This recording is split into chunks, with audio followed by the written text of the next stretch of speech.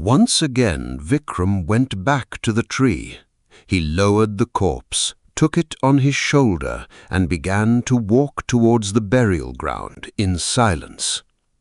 "O king," said Bethala of the corpse, "you who should be ordering others do work at another's bidding, and my heart melts for you. In order to lighten your burden, I will tell you a strange tale." He began the following tale. Ayodhya was once ruled by a king called Vikramarka. At one time during his reign, a series of mysterious thefts occurred in several parts of the city, day by day. One day the people went in a deputation to the king and said to him, "O king, save us from these mysterious thefts.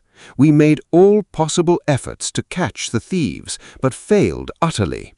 What is more strange, no one has been able to set eyes on the thieves, though thefts have been occurring every day." The king assured the people that he would look into the affair and do the needful. Then he called forth the best of his guards and told them to disguise themselves and scour the entire city all the night for the thieves. The guards tried their best but failed to catch anyone while the thefts went on occurring.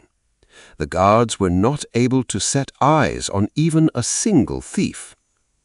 Only a very uncommon thief could have escaped his guards, and the king decided to deal with the thieves himself. In the darkness of the night, the king put on a disguise and went into the streets. As he roamed the city, he saw a person moving in a queer manner and approached him. This person saw the king and asked him, "Who are you?" "I'm a thief," the king replied.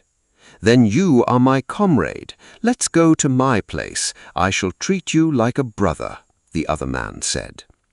The king accompanied the thief to his house, which was built underground in a secret place. The thief showed the king into a room and went away, promising to return soon.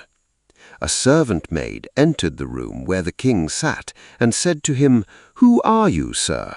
You've come to the secret resort of this bandit, and you can never leave it alive. Run away at once." On the advice of this good woman, the king escaped from the place, went back to his palace, took a detachment of armed guards, and returned to the place to arrest the thief. A fierce fight ensued between the robber and the king's guards.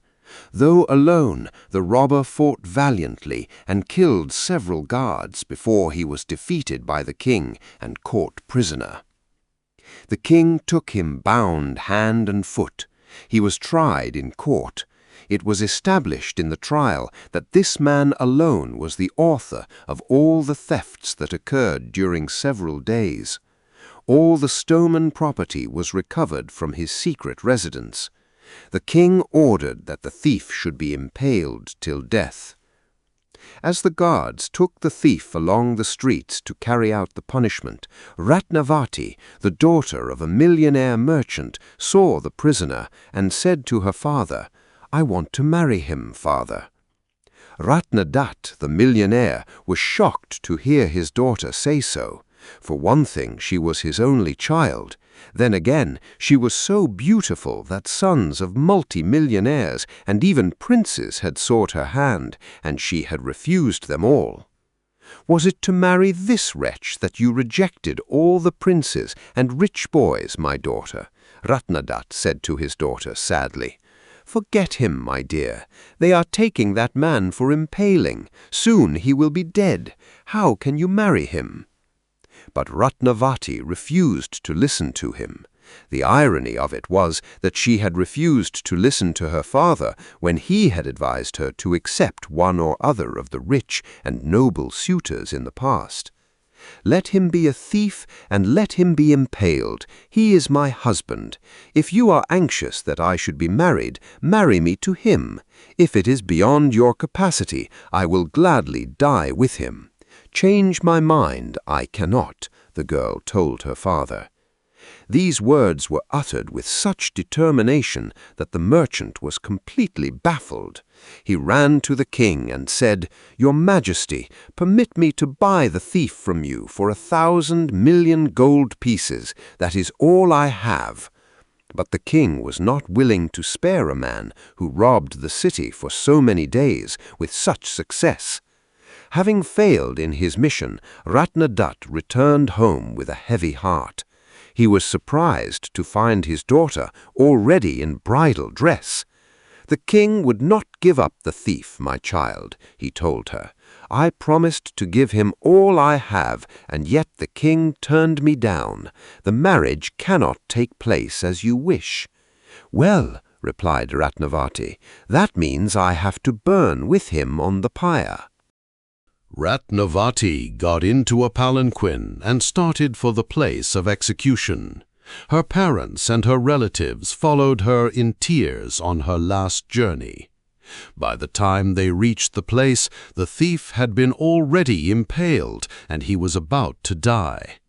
Ratnadat took his daughter to the dying thief and said to him, "Look, son, this is my daughter who has come determined to marry you." The thief took one look at the girl, he shed a few tears, and then smiled. The next moment he was dead. Ratnavati got the corpse removed to the burial ground. The funeral pyre was got ready, and she mounted it with the corpse.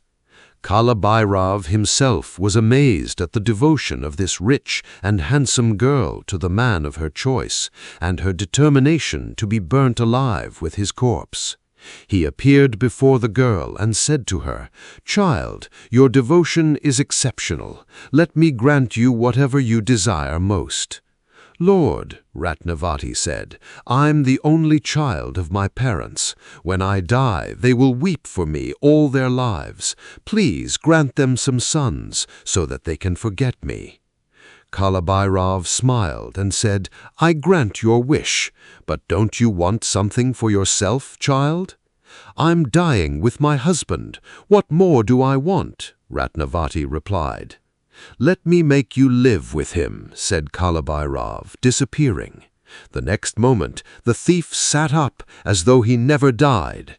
The merchant took his daughter and the thief to his house and married them.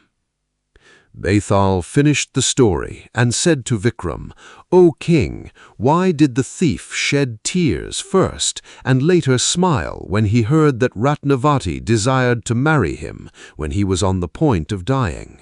If you know the answer and still do not reply, your head will be split." The thief first shed tears of remorse because he was dying without repaying this unforeseen charity. Then he smiled at the idea of a rich and beautiful girl falling in love with him after rejecting all the princes and rich young men in the land. Since the king's silence was broken, Bethala disappeared with the corpse and returned to the tree.